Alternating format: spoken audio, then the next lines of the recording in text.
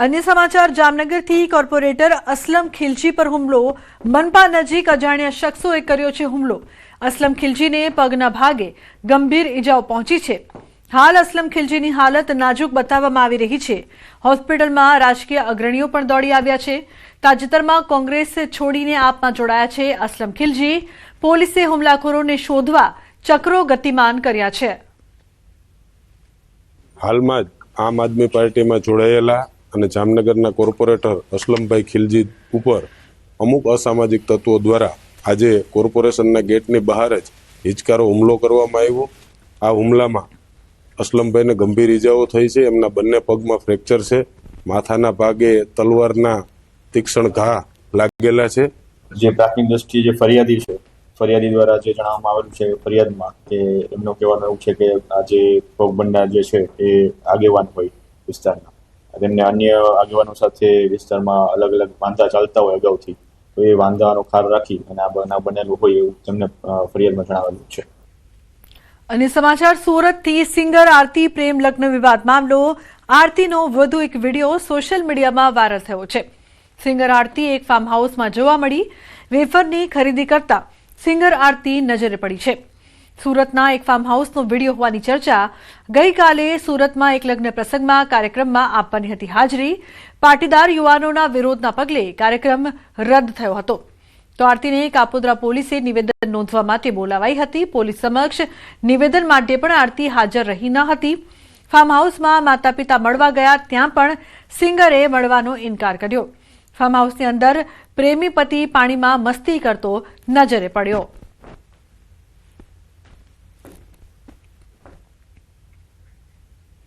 Thirty first पहला राजकोटનું आरोग्य विभाग एलर्ट થયું છે। છેલ્લા 10 દિવસથી આરોગ્ય વિભાગ દ્વારા શહેરના અલગ અલગ ફૂડ એકમો પર તપાસ કરવામાં આવી રહી છે।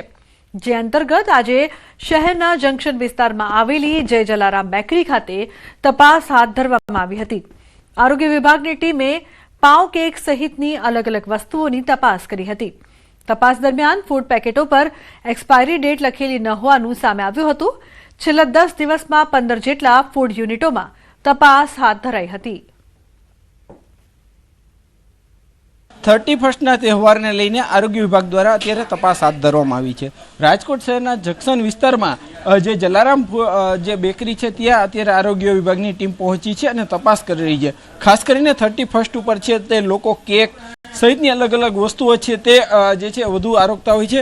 ત્યારે અહીંયા આપણી સાથે આરોગ્ય જે ફૂડ શાખાના અધિકારી છે, આપણે એમની સાથે પણ વાત કરીશું। સાહેબ, શું કહેશો, 31st લઈને ચેકિંગ છે કે શું? રાજકોટ મહાનગરપાલિકા ફૂડ વિભાગ દ્વારા છેલ્લા 15 દિવસથી એટલે કે નાતાલ તેમજ 31 ડિસેમ્બરના તહેવારને અનુલક્ષીને શહેરમાં આવેલા બેકરી પ્રોડક્ટના યુનિટો, મેન્યુફેક્ચર તેમજ રિટેલ યુનિટોની તપાસ ચાલુ થઈ રહી છે। આજ રોજ જંકશન પ્લોટ આવેલ રેફ્યુજી કોલોનીમાં આવેલ જય જલારામ બેકરીની જે પ્રોડક્શન યુનિટ છે ત્યાં તપાસ ચાલુ છે। આ હતા ફૂડ શાખાના વિભાગના અધિકારી। ખાસ કરીને જે રીતના 31st લઈને છેલ્લા 10 દિવસથી જે છે ચેકિંગ કરવામાં આવી રહ્યું છે, જેમાં 15 જેટલા જે એકમો છે તેમને ત્યાં જે છે એ નોટિસ પણ આપવામાં આવી રહી છે, તેમને ત્યાંથી સેમ્પલ પણ લેવામાં આવી રહ્યા છે। ખાસ કરીને 31st તહેવાર ઉપર લોકો જે છે અખાદ્ય ખોરાક જે કોઈ ખરીદતા હોય છે, તે કેક સહિતની જે વસ્તુઓ ખરીદતા હોય છે તેમાં યુઝ ડેટ જોવી પણ ખૂબ જરૂરી છે। સહિતની વિવિધ બાબતોની તપાસ કર્યા બાદ જ લોકોએ છે તે પણ કેક ખરીદી કરવી જોઈએ તેવું ફૂડ શાખાના અધિકારીઓ પણ કહી રહ્યા છે। હાર્દિક જોશી, ન્યૂઝ 18 ગુજરાતી, રાજકોટ। તો નવા વર્ષની ઉજવણીને લઈને ગુજરાતની બોર્ડર પર પોલીસ કાફલો તૈનાત કરી દેવાયો છે। વલસાડ જિલ્લાને અડીને આવેલા સંઘ પ્રદેશ, દમણ, દાદરાનગર હવેલી અને પાડોશી રાજ્ય મહારાષ્ટ્રની સરહદો પર ચુસ્ત પોલીસ બંદોબસ્ત ગોઠવી દેવાયો છે। કાયમી ચેકપોસ્ટની સાથે હંગામી ચેકપોસ્ટ પણ ઊભી કરાઈ છે। જિલ્લામાં 36 જેટલા પોઈન્ટ પર ચેકિંગ શરૂ થઈ છે। ઉપરાંત પાર્ટી પ્લોટો પર પણ નજર રાખવામાં આવશે। આ બાજુ 31st નિમિત્તે સુરત પોલીસે હોટલ સંચાલકોને ચેતવણી આપી છે। તો નર્મદા જિલ્લાની બોર્ડર પર પણ ચુસ્ત પોલીસ બંદોબસ્ત ગોઠવી દેવાયો છે। ધનશીરા ચેકપોસ્ટ ખાતે વાહન ચેકિંગ સઘન બનાવી દેવામાં આવ્યું છે।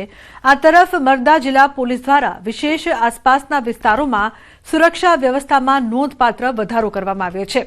કોઈપણ અઘટિત ઘટનાને ટાળવા માટે પોલીસ વિભાગ સતર્ક રહી કામગીરી કરવામાં આવી રહી છે। આ બાજુ અરવલ્લી પોલીસ પણ એલર્ટ છે। ગુજરાત રાજસ્થાન બોર્ડર વિસ્તારમાં સર્વેલન્સ તેજ કરાયું છે। આંતરરાજ્ય 10 ચેકપોસ્ટ પર કડક વાહન તપાસ કરાઈ રહી છે। જિલ્લાભરમાં 48 નાકા પોઈન્ટ સાથે વાહન તપાસ કરવામાં આવી રહી છે.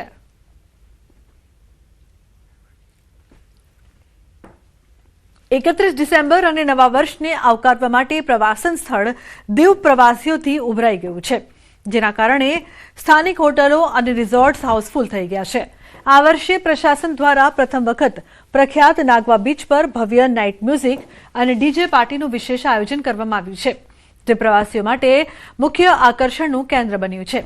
તો બીજી તરફ પ્રવાસીઓની ભારે ભીડને લઈને વહીવટીતંત્ર દ્વારા પણ સુરક્ષા, ટ્રાફિક અને ઇમરજન્સી સેવાઓ માટે ચુસ્ત પોલીસ બંદોબસ્ત ગોઠવવામાં આવ્યો છે, જેથી કોઈ અનિચ્છનીય ઘટના ન બને અને પ્રવાસીઓ નિર્ભયતાથી ઉજવણી કરી શકે.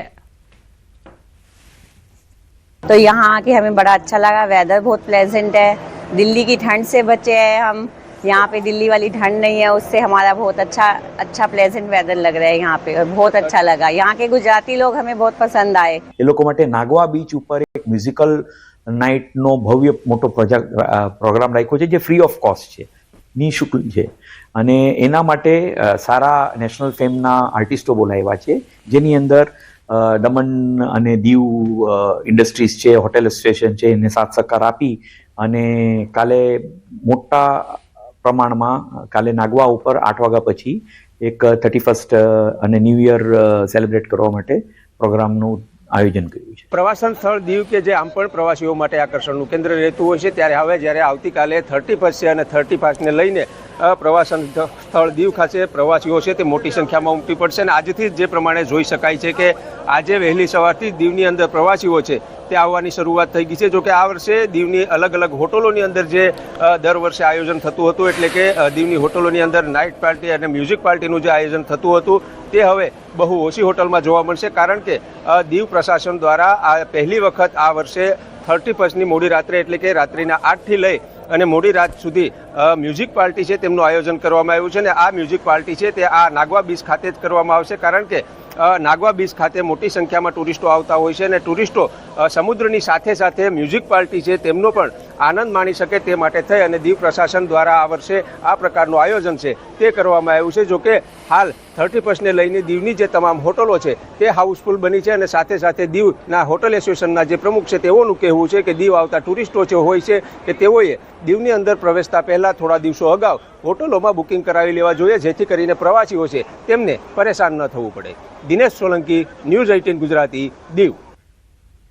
ભાગેડુ લગ્ન બાદ થતી નોંધણીને લઈને સૌથી મોટા સમાચાર. ભાગીને લગ્ન કરનારની નોંધણીને હવે ક્લાસ 2 અધિકારી આપશે આખરી મંજૂરી. ક્લાસ 2 અધિકારીની મંજૂરી વગર સીધી લગ્ન નોંધણી નહીં કરી શકે. સરકાર આવતીકાલે મળનારી કેબિનેટમાં નવા નિયમોને આપી શકે છે મંજૂરી. ભાગીને લગ્ન કરનારાઓની નોંધણી માટે તેમના માતા પિતાને મોકલાશે નોટિસ. નોટિસ મળ્યાના 30 દિવસમાં યુવક યુવતીના માતા પિતા કે વાલીએ જવાબ રજૂ કરવો પડશે. તલાટી કમ મંત્રી પોતાની પાસે આવતી લગ્ન નોંધણીની અરજીની પ્રક્રિયા પૂર્ણ કરી ક્લાસ 2 અધિકારીને મોકલશે. આવતીકાલે મળનારી કેબિનેટમાં જો લગ્ન નોંધણીના સુધારેલા નિયમોને મંજૂરી મળશે તો સરકાર સત્તાવાર જાહેરાત કરશે. તો ખૂબ જ મહત્વપૂર્ણ સમાચાર સામે આવી રહ્યા છે. આખરે આ જે નિર્ણય છે તેને લઈને હવે કાલે મંજૂરી મળે છે કે કેમ તે જોવું રહ્યું. નોંધણીને હવે વર્ગ 2ના અધિકારીની મંજૂરી મળવી જરૂરી રહેશે. કાલે કેબિનેટમાં અપાઈ શકે છે નવા નિયમની મંજૂરી. ઉલ્લેખનીય છે કે આવતીકાલે મળનારી કેબિનેટમાં જો લગ્ન નોંધણીના સુધારેલા નિયમોને મંજૂરી મળશે તો સરકાર સત્તાવાર જાહેરાત કરશે. ગીતા જોડાયા છે વધુ માહિતી આપવા માટે. ગીતા, શું વધુ વિગત છે આ સમગ્ર મામલે? જી, આપણે જણાવવા માંગીશ કે અગાઉ પટેલ સમાજ અને કાલ પરમ દિવસે બ્રાહ્મણ સમાજ પણ સીએમને રજૂઆત કરી ચુક્યા છે કે ભાગીને જે છોકરા કે છોકરીઓ લગ્ન કરે છે તેણે મા બાપની મંજૂરી લેવાની રહેશે. એટલે કે સીધું કોર્ટમાં જઈને છેલ્લા ટાઈમે ખબર પડે, લગ્ન થયા બાદ મા બાપને ખબર પડે તેવા કિસ્સા નહીં બનવા જોઈએ તેવી રજૂઆત કરી હતી. અને ફાઇનલી એવું લાગી રહ્યું છે કે આને એક કાયદાનું સ્વરૂપ મળશે. સૂત્રોનું માનીએ તો ભાગીને લગ્ન કરનારની નોંધણીને હવે ક્લાસ 2 અધિકારી આખરી મંજૂરી આપશે. તલાટી કમ મંત્રી ક્લાસ 2 અધિકારીની મંજૂરી વગર હવે સીધી લગ્ન નોંધણી નહીં કરાવી શકાય. સરકાર આવતીકાલે મળનારી કેબિનેટમાં નવા નિયમોને મંજૂરી આપી શકે છે. ભાગીને લગ્ન કરનારાની નોંધણી માટે તેના માતા પિતાને નોટિસ મોકલાશે અને નોટિસ મળ્યાના 30 દિવસમાં યુવક યુવતીના માતા પિતા કે ભાઈએ જવાબ રજૂ કરવો પડશે. તલાટી કમ મંત્રી પોતાની પાસે આવતી લગ્ન નોંધણીની અરજી પ્રક્રિયા પૂર્ણ કરીને ક્લાસ 2 અધિકારીને મોકલશે અને ત્યારબાદ જ એ લગ્ન ને મંજૂરી મળશે. એટલે કે આવતીકાલે મળનારી કેબિનેટમાં જો લગ્ન નોંધણીના સુધારા નિયમોને મંજૂરી મળશે તો સરકાર સાંજ સુધીમાં આવતીકાલ સાંજ સુધી સત્તાવાર જાહેરાત પણ કરી શકે છે. જી બિલકુલ ગીતા, આભાર સમગ્ર માહિતી બદલ. વડોદરામાં વિકાસના નામે ખોદાયેલા ખાડા હવે નાગરિકો માટે મોતનો કૂવો બન્યા છે. ખુલ્લી ગટરમાં પડતા એક આશાસ્પદ યુવકે જીવ ગુમાવ્યો, છતાં પાલિકાનું તંત્ર હજુ ઘોર નિંદ્રામાં છે. માંજલપુરની ઘટના બાદ પણ શહેરમાં ઠેર ઠેર ખુલ્લા ખાડા જોવા મળ્યા. આ જોઈને તો એવું જ લાગે છે કે જે માંજલપુરની ઘટના બની બહુ દુઃખદ ઘટના હતી. ત્યારબાદ કોર્પોરેશનની હજી બી આંખ ઉઘડી હતી અને એ ઉઘડવાની હતી, કેમ કે વર્ષોથી આ થતું આવ્યું છે. આવી રીતે ખાડા ખોદે છે, આવી રીતે તમે જોઈ રહ્યા છો કે બેરિકેડ મારી નથી અને રાતના સમયે કોઈને દેખાય નહીં, કોઈ પડશે તો એની જવાબદારી કોણ લેશે?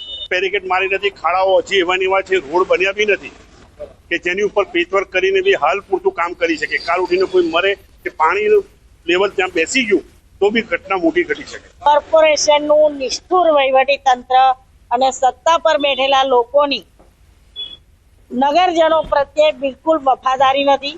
લોકોએ ખોબે ખોબા મત આપીને વિજય બનાવ્યા વિશ્વાસ સાથે, પણ લોકોનો વિશ્વાસ અત્યારે ઠેર ઠેર તૂટતો નજર આવે છે. એક પણ રોડ એવો નહીં હોય કે જે ખાડોદરા તરીકે ના ઓળખાય કે જ્યાં ખાડા ના હોય. એક પણ વરસાદી ગટરની તમે જાઓ તો વરસાદી ગટર એ સેફ નથી. આજે ગટરના ઢાંકણા ઉપર ઉભા રહેતા પહેલા વિચાર આવે કે કદાચ હું ના અંદર જતા રહીએ. જે પણ કામો ચાલે છે તમામ કામો પર સૂચનાનું બોર્ડ હોવું જોઈએ અને પ્રોપર બેરિકેડિંગ હોવું જોઈએ, હાર્ડ બેરિકેડિંગ હોવું જોઈએ. આ બાબતે તમામને માહિતગાર કરવામાં આવેલા છે અને સ્પષ્ટ સૂચના પણ આપવામાં આવેલી છે. તેમ છતાં કેટલીક જગ્યાએ ધ્યાન પર આવ્યું છે કે MGVCL કે અન્ય કંપનીઓ જે કામ કરી રહી છે ત્યાં તેઓ ખરી ડેન્જર પટ્ટીથી રોડને બંધ કરે છે. આ માટે પણ અમે સંબંધિતને જરૂરી સૂચના આપીએ છીએ. વડોદરા શહેરના માંજલપુર વિસ્તારમાં પાલિકાના કોન્ટ્રાક્ટરના પાપે એક નિર્દોષ નાગરિકનો જીવ ગયો અને આ ઘટના બાદ હવે પાલિકા જે છે તે ઉતાવળે આંબા પકાવવા માટે નીકળી છે. પાલિકા દ્વારા એવો દોડ કરવામાં આવી રહ્યો છે કે જ્યાં જ્યાં વિકાસ કાર્યો ચાલી રહ્યા છે ત્યાં ત્યાં તકેદારીના તમામ પગલાં જે છે તે લેવામાં આવી રહ્યા છે. પરંતુ વડોદરા મહાનગરપાલિકા કેવા પ્રકારના તકેદારીના પગલાં લે છે એ તમે દ્રશ્યોમાં જોઈ શકશો. આ દ્રશ્યો જોયા બાદ તમે ખુદ કહેશો કે શું ખરેખર આનાથી અકસ્માત ટાળી શકાય ખરા? કારણ કે ડિલક્સ 4 રસ્તાથી લઈને ફતેગંજ 4 રસ્તા સુધી એટલે કે ફતેગંજ બ્રિજ સુધી પાલિકા દ્વારા આ રીતે આડેધડ આખા રસ્તા પર ઊંડા ખાડા ખોદવામાં આવ્યા છે. માંજલપુરમાં ઘટના બની અને ઘટના બાદથી પાલિકા દ્વારા માત્ર દેખાડા પૂરતી આળસ જે છે તે કરવામાં આવી છે. હવે આ જોઈને અકસ્માત ટાળી શકાય કે કેમ તે સૌથી મોટો સવાલ જે છે તે અહીંયા ઊભો થઈ રહ્યો છે. અને જ્યારે વડોદરા શહેરમાં કોઈ ઘટના કે દુર્ઘટના સર્જાય ત્યારે વડોદરા મહાનગરપાલિકા દ્વારા આ જ રીતે દેખાડા કરવામાં આવતા હોય છે અને સુરક્ષાના તમામ પગલાં લેવાઈ રહ્યા છે. ત્યાં પ્રકારનો રોડ જે છે તે કરવામાં આવતો હોય છે. એટલે ટૂંકમાં કહીએ તો અત્યારે પાલિકાના તમામ જે કોન્ટ્રાક્ટરો છે તેઓ એ હદે બેફામ બન્યા છે કે માંજલપુરમાં નિર્દોષ નાગરિકનો ભોગ લેવાઈ ગયા બાદ પણ જે તકેદારીના પગલાં લેવા જોઈએ તે પગલાં લેવામાં નથી આવી રહ્યા. હાર્દિક દીક્ષિત, ન્યૂઝ 18 ગુજરાતી, વડોદરા.